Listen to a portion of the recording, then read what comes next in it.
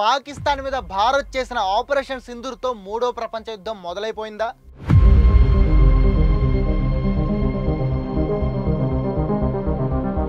ఇంకొన్ని రోజుల్లో ఇండియా పాకిస్తాన్ మధ్య న్యూక్లియర్ వార్ తప్పదా?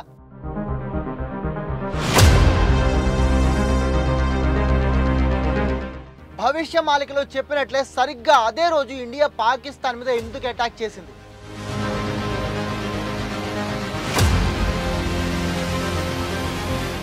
భవిష్య మాలిక ప్రకారం కల్కి ఆల్రెడీ భూమి మీద అవతరించేశాడా?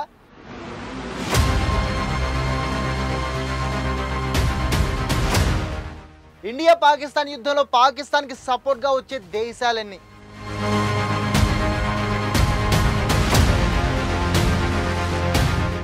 ఈ యుద్ధంతో కలియుగం ముగుస్తుందా? అంటే ఇక మీదట నేను ఈఎంఐలు కట్టాల్సిన పని లేదన్నమాట.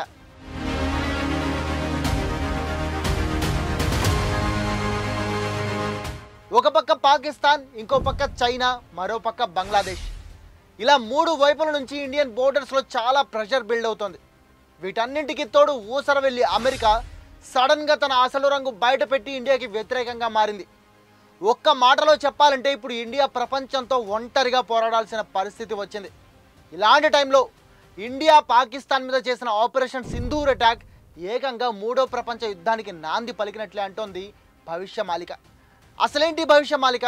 ఇండియా గురించి అందులో ఏముంది? అసలు ఈ గ్రంథాన్ని ఎందుకు నమ్మాలి? మన తెలుగు వాళ్ళంతా వీరబ్రహ్మేంద్ర స్వామి కాలజ్ఞానాన్ని ఎంత బలంగా నమ్ముతారో నార్త్ ఇండియాలో ఈ భవిష్య మాలికని అంత బలంగా నమ్ముతారు. భవిష్య మాలిక అనే పేరుతో ఒక పురాతన ప్రవచన గ్రంథం ఒడిశాలో ఉంది.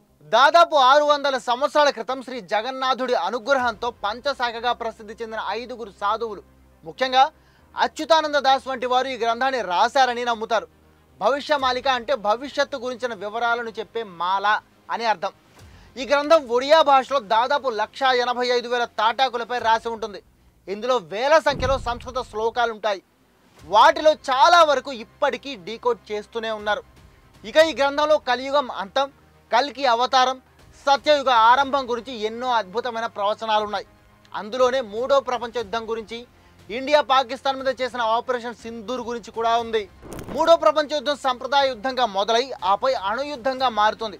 దీని విధ్వంసం గత 2 ప్రపంచ యుద్ధాల కంటే 1,00,000 రెట్లు అధికంగా ఉంటుంది. ముఖ్యంగా ఈ యుద్ధం 2025 నుంచి 2032 మధ్య జరిగే అవకాశం ఉందని భవిష్య మాలిక చెబుతోంది. ఈ యుద్ధంలో భారతదేశం కీలక పాత్ర పోషిస్తుంది. మన దేశానికి వ్యతిరేకంగా చైనాతో పాటు దాదాపు ఒకే మతానికి చెందిన 13 దేశాలు ఒక్కటై పోరాడతాయని ఈ గ్రంథం చెబుతోంది. అయితే రష్యా, జర్మనీ, జపాన్, ఫ్రాన్స్ లాంటి దేశాలు మాత్రం ఈ యుద్ధంలో మనకి సపోర్ట్ ఇస్తాయని, కానీ దీనివల్ల ఆ దేశాలు భీకరమైన విధ్వంసాన్ని ఎదుర్కొంటాయని, ముఖ్యంగా యూరప్ దేశాలు, అమెరికా పూర్తిగా ధ్వంసమైపోతాయని ఈ భవిష్య మాలికలో ఉంది. అయితే ఆపరేషన్ సింధూర్కి ఈ యుద్ధానికి లింక్ ఏంటి? మూడో ప్రపంచ యుద్ధానికి ఇదే స్టార్టింగ్ పాయింట్ అని ఈ గ్రంథంలో ఎలా చెప్పారు? ఇప్పటికే మన భూమి మీద మొత్తం 2 ప్రపంచ యుద్ధాలు జరిగాయి.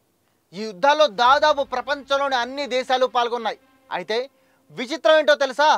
ఈ యుద్ధాలు ఎప్పుడు జరుగుతాయి, ఎలా జరుగుతాయి, ఎంత నష్టం జరుగుతుంది అండ్ ఎవరు గెలుస్తారు అనే విషయాలను కూడా గ్రహ గతులను బట్టి ఈ భవిష్య మాలిక గ్రంథంలో క్లియర్ కట్గా చెప్పారు.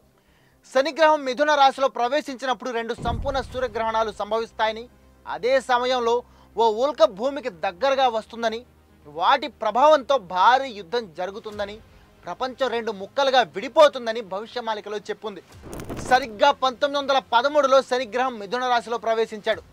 మొదటి ప్రపంచ యుద్ధం అప్పుడే జరిగింది. ఆ తర్వాత మరో మారణ హోమం శనిగ్రహం మేషరాశిలోకి ఎంటర్ అయినప్పుడు జరుగుతుందని ఇందులో రాసి ఉంది. సరిగ్గా 1939లో శనిగ్రహం మేషరాశిలోకి ప్రవేశించింది అండ్ రెండో ప్రపంచ యుద్ధం జరిగి కోట్ల మంది మరణించారు. ఇక ఇప్పుడు ఫైనల్గా మూడో ప్రపంచ యుద్ధం గురించి కూడా భవిష్య మాలికలో ఒక రహస్యం చెప్పారు.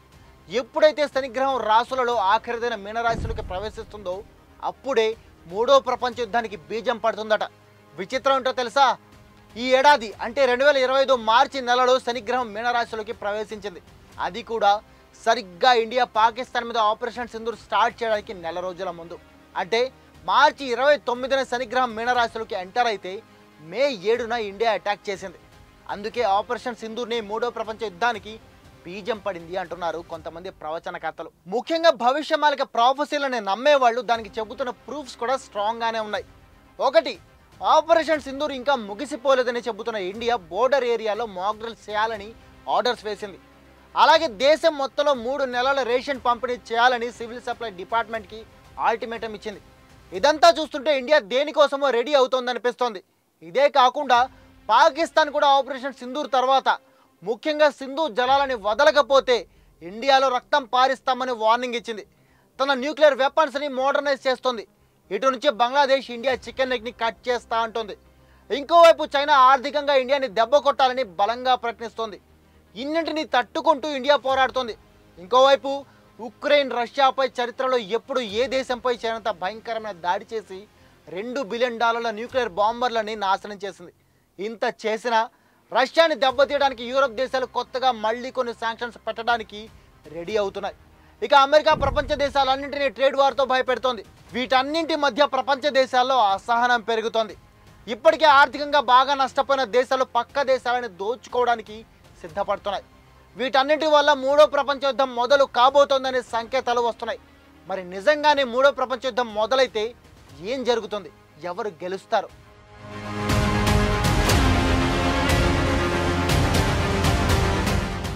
మూడో ప్రపంచ యుద్ధం జరిగితే అందులో భారత్కి వ్యతిరేకంగా ఒకే మతానికి చెందిన 13 దేశాలు పోరాడతాయని ఉంది. అయితే వాటన్నింటినీ ఇండియా ఓడిస్తుందని, ఫైనల్గా జగన్నాథుడే తోడుండి భారతదేశాన్ని గెలిపిస్తాడని ఈ గ్రంథంలో ఉంది.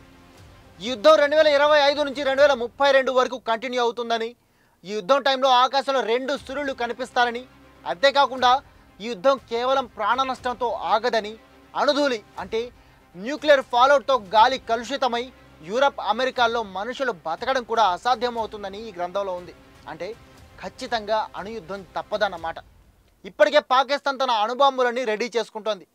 అంటే పాకిస్తాన్ అణుబాంబులతో అటాక్ చేయడం, దానికి మనం కూడా ఆటం బాంబులు వేయడం జరుగుతుందనిపిస్తుంది.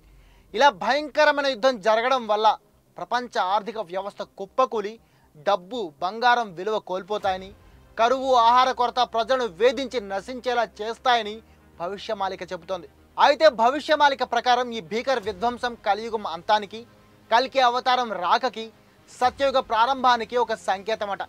అధర్మం అంతరించి సత్యయుగం ఇక్కడి నుంచే మొదలవుతుందట. 2032 నాటికి సత్యయుగం ప్రారంభం అవుతుందని, ధర్మం తిరిగి స్థాపించబడుతుందని ఈ గ్రంథంలో ఉంది. ఈ మహాప్రళయం నుండి ధర్మాన్ని పాటించేవారికి మాత్రమే రక్షణ లభిస్తుందని ప్రవచనకర్తలు చెబుతున్నారు.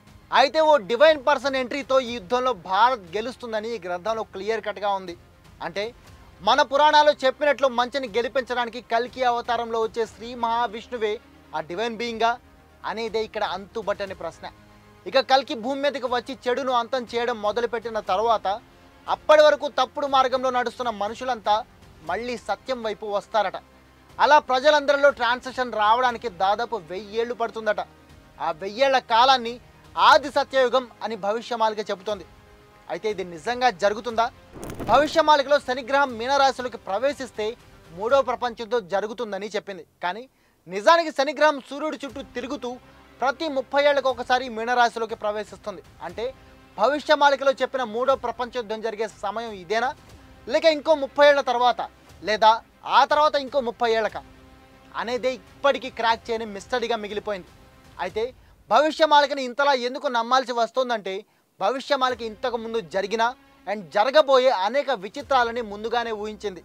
ఫర్ ఎగ్జాంపుల్, మన టెక్నాలజీలో వచ్చే మార్పులు, వెహికల్స్లో వచ్చే మార్పుల గురించి ముందే చెప్పింది భవిష్యమాలిక. అంటే మన టీవీలు, మొబైల్స్ గురించి, అలాగే కార్లు, విమానాలు, మిసైళ్ళు, ఓడల గురించి చెప్పింది. అంతేకాకుండా కుటుంబ వ్యవస్థలో వచ్చే దారుణమైన మార్పుల గురించి, ప్రజలు భగవంతుడిని నమ్మకుండా పోయే నాస్తికత్వం గురించి, భారతదేశాన్ని మొఘల్స్, ఫారినర్స్ పాలించడం గురించి, ఇండియా పాకిస్తాన్ వేరు పడడం గురించి అన్నీ చెప్పింది. అందుకే ఈ గ్రంథాన్ని అంతలా నమ్మాల్సి వస్తుంది. అంతేకాకుండా ఈ గ్రంథం మొదట్లోనే ఈ భవిష్యమాలికని రాస్తోంది మేమే అయినా రాసింది రాపిస్తోంది అంతా జగన్నాథుడే అంటూ పంచశాఖ మునులు రాసుకొచ్చారు. అంటే ఇది జగన్నాథుడు చెప్పిన భవిష్యత్ అన్నమాట. అందుకే ఇందులో రాసినవన్నీ తప్పకుండా జరుగుతాయని నమ్ముతున్నారు చాలామంది. మరి ఈ గ్రంథంపై మీ ఒపీనియన్ ఏంటి? కామెంట్ చేసి చెప్పండి.